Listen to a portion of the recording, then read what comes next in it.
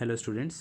तो इस वीडियो में हम लोग जानेंगे ईवीएस के चैप्टर 2 के बारे में। और इसके पहली जो वीडियो थी चैप्टर 2 की, उसमें हम लोग देख चुके थे कि हमारे शरीर का जो बोन्स है और मसल्स है वो कैसे काम करता है, बोन्स का क्या स्ट्रक्चर है और बोन्स का ओवरऑल फंक्शन क्या है। इस वीडियो में हम लोग सबसे पहले जानेंगे रिब केज के बारे में कि आखिर रिब केज क्या है। तो रिब केज की अगर बात करें तो ये हड्डियों का एक ढांचा है जो कि हमारे चेस्ट कैविटी में मौजूद होता है, जो कि हमारे चेस्ट वाले पोर्शन में मौजूद होता है। और इसके अंदर कौन कौन से ऑर्गन होते हैं, जैसे हार्ट है, लंग है, ये सब इसके अंदर मौजूद होते हैं। ठीक है। अगर रिब केज की बात करें तो इसमें 12 हड्डियों की जोड़ियाँ मौजूद होती है और राइट साइड और लेफ्ट साइड दोनों साइड 12 बोन्स होते हैं। ठीक है। और इसके सबसे लास्ट में 2 हड्डियाँ ऐसी होती हैं जो जुड़ी हुई नहीं होती है हमारे रिब केज से, उसको हम लोग फ्लोटिंग रिब्स के नाम से जानते हैं। ठीक है। हमारे बॉडी का जो रिस्पायरेटरी सिस्टम है उसके फॉर्मेशन में भी ये जो हमारा रिब केज है ये काफ़ी हेल्पफुल है, क्योंकि हमारे जो लंग्स है, हमारे जो फेफड़े हैं, वो जब फूलता है और सिकुड़ता है वो रिब केज के अंदर ही मौजूद होता है। ठीक है। अगर रिब केज की अगर बात करें तो रिब केज हमारे शरीर के इंटरनल ऑर्गन्स को प्रोटेक्ट करने में एक बहुत बड़ा रोल प्ले करता है। इसका हम लोग को जानना है लिम्स के बारे में। लिम्स जो है वो 2 टाइप के होते हैं, एक होता है हमारा फोर लिम्स और एक होता है हमारा हिंड लिम्स। अगर फोर लिम्स की बात करें तो फोर लिम्स को 3 भागों में बांट दिया गया है। पहला है अपर आर्म, दूसरा है फोर आर्म और तीसरा है हमारा हैंड। अगर अपर आर्म की बात करें तो ये हमारे कंधे से लेकर हमारे एल्बो तक का जो हिस्सा है उसको हम लोग अपर आर्म कहते हैं।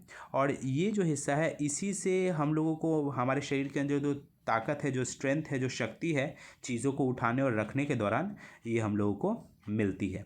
साथ ही फोर आर्म की बात करें तो हमारे एल्बो से लेकर हमारे रिस्ट तक का जो हिस्सा है इसको फोर आर्म कहते हैं। और हमारा जो हैंड है वो रिस्ट के बाद का जो हिस्सा है उसको हम लोग हैंड कहते हैं। हैंड में हमारे 5 फिंगर्स होते हैं जिनमें बहुत सारी हड्डियां होती हैं छोटी छोटी, जो कि दिन भर के जो बहुत कॉमन काम है उसको करने में सहायक होती है।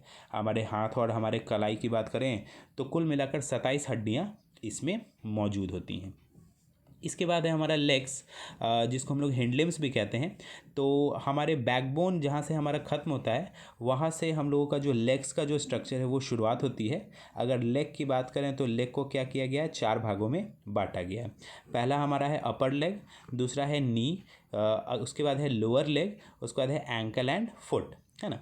साथ ही अगर बात करें इन हमारे लेग्स की, तो लेग्स में जो एक हड्डी होती है जिसका नाम होता है फेमर, जो कि हमारा थाई बोन होता है, वो हमारे शरीर में सबसे लंबा, है ना, लार्जेस्ट बोन जो है वो क्या है, होता है। ठीक है।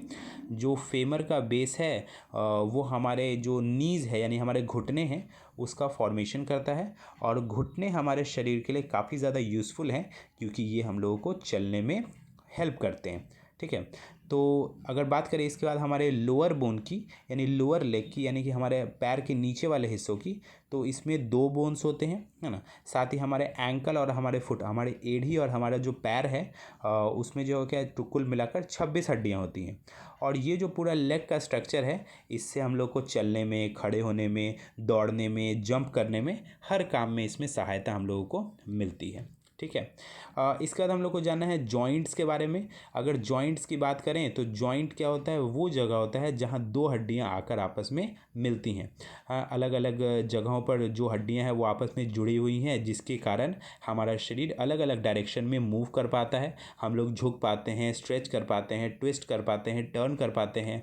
ये सब क्यों हो पा रहा है, क्योंकि हमारे शरीर की हड्डियाँ एक समान नहीं है बल्कि अलग अलग जगहों से जुड़ी हुई हैं, है ना।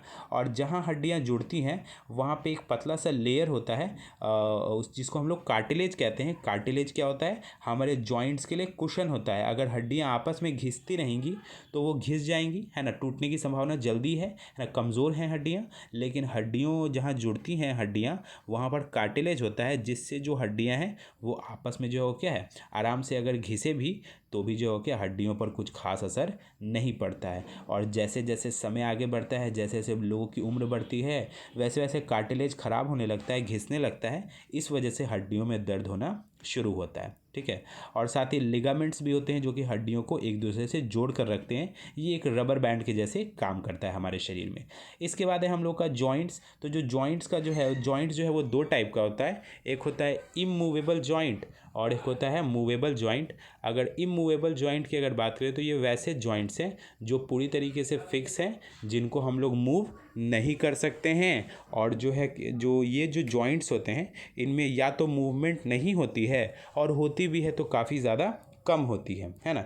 जैसे हमारे टीथ और हमारे लोअर जॉ है, जहाँ हमारा दांत है और हमारा नीचे वाला है, तो मूवमेंट इसमें नहीं हो सकती है। ये इमूवेबल जॉइंट्स हैं। कुछ और जॉइंट्स हैं जो मूवेबल जॉइंट्स हैं, वैसे जॉइंट जिससे हम लोग आसानी से मूव कर सकें। जैसे हमारे हाथ है, आप देखिए हम अपने जो एल्बो है उससे हाथों को आराम से हिला सकते हैं। तो ये वैसे जॉइंट्स हैं जिसमें हम लोग आराम से मूवमेंट कर सकते हैं, जिसमें मूवमेंट आसान हो। वैसे टाइप के जॉइंट्स को हम लोग कहते हैं मूवेबल जॉइंट्स, ठीक है।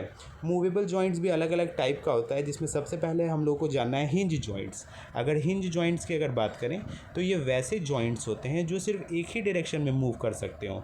जैसे हमारा एल्बो, हम अपने हाथों को सिर्फ एक ही डायरेक्शन में मूव कर सकते हैं। एल्बो से हम सिर्फ एक ही जगह मूव कर सकते हैं। नीज़ हैं, हमारे घुटने हैं, तो घुटने भी एक ही डायरेक्शन में मूव हो सकते हैं।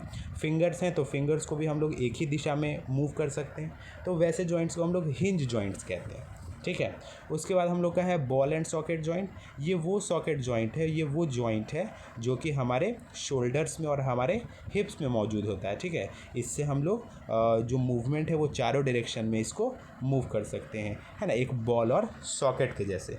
तो ये कुछ जॉइंट्स और कुछ टाइप्स ऑफ जॉइंट्स हैं जो हमारे शरीर में मौजूद है। और भी कुछ टाइप ऑफ जॉइंट्स जिसको हम लोग देखेंगे। इसके पहले आप क्या करेंगे, इस चैप्टर को एक बार जहाँ तक हम लोग देखें इसको अच्छे से देखेंगे, ठीक है। उसके बाद हम लोग दोबारा इसको आगे देखेंगे।